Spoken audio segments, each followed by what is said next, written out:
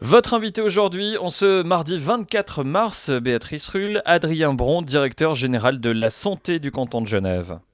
Bonjour Adrien Bron, Bonjour, merci d'être sur Radio Lac ce matin. je Genève vous en compte prie, merci à vous. 214 personnes hospitalisées au HUG, 14 décès, un bilan qui s'aggrave chaque jour. Pourtant, nous connaissions les dangers du Covid-19 avant qu'il n'arrive en Europe.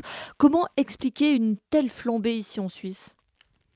Alors bon, je crois qu'on connaissait en partie, hein. C'est vrai que ce virus est relativement nouveau quand même, donc je crois qu'il y a bien des aspects qu'on ignorait en fait de ce virus. Maintenant, c'est vrai qu'on a pris des mesures qui, dans un premier temps, visaient à enrayer la propagation du virus en Suisse.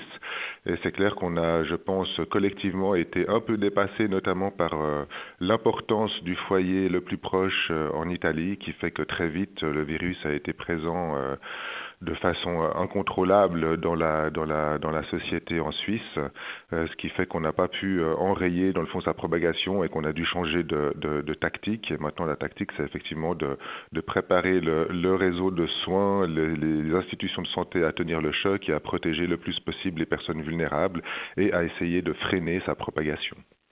On nous invite à rester à la maison, mais nous pouvons encore, par exemple, sortir à deux.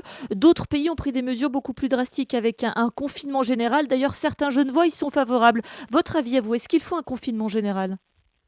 Je ne sais pas s'il faut un confinement général, mais en tout cas, il faut une beaucoup plus grande discipline de la population dans le respect des mesures d'isolement, parce qu'effectivement, si on multiplie les contacts, même s'ils restent à l'intérieur de ce qui reste autorisé, ce sont à chaque fois des occasions de propager le virus, et je crois qu'il faut à tout prix qu'il y ait une prise de conscience conséquente de la population, que chacun a une responsabilité pour essayer de briser les chaînes de contagion afin de pouvoir permettre à chacun qui sera touché par la maladie de continuer à avoir accès aux soins dans des bonnes conditions, parce que si tout le monde est malade en même temps, évidemment, ce sera une situation qui sera très, très tendue.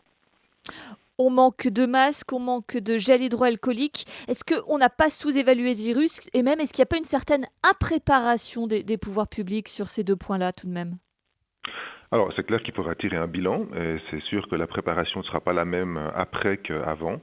Je ne crois pas non plus qu'il faille dire qu'on était complètement non préparé. Il y a quand même eu des précédents, SARS, H1N1, des plans existaient, des stocks existaient, donc je crois que quand même les autorités, les institutions de soins étaient quand même relativement au fait de ce qu'il fallait faire dans cette situation-là.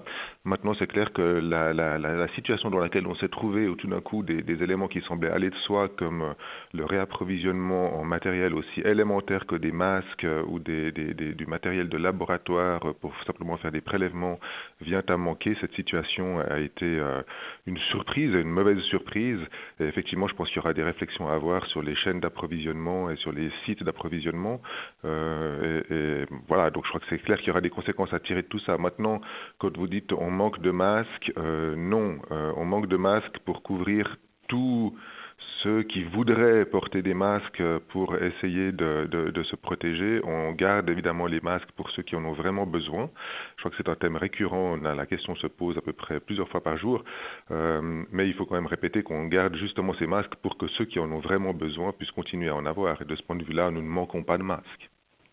Il y a un traitement dont on parle beaucoup en ce moment, c'est la chloroquine. Elle est testée notamment en France. Est-ce que c'est envisagé à Genève une phase de test de cette fameuse chloroquine qui pourrait, je dis bien pourrait, aider à guérir du coronavirus ?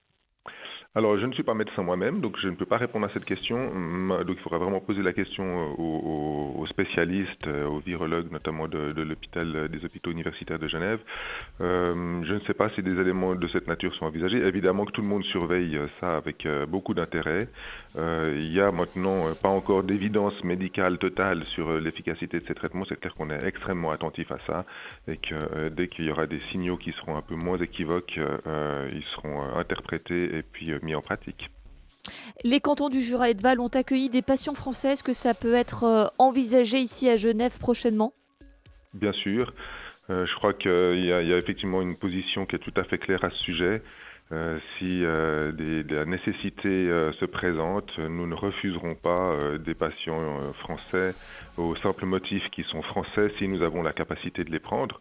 Maintenant, évidemment, si on travaille dans un mode dégradé, il y a évidemment des choix qui sont à faire, mais je ne pense pas que dans ces modes de travail dégradés, la nationalité soit le premier critère.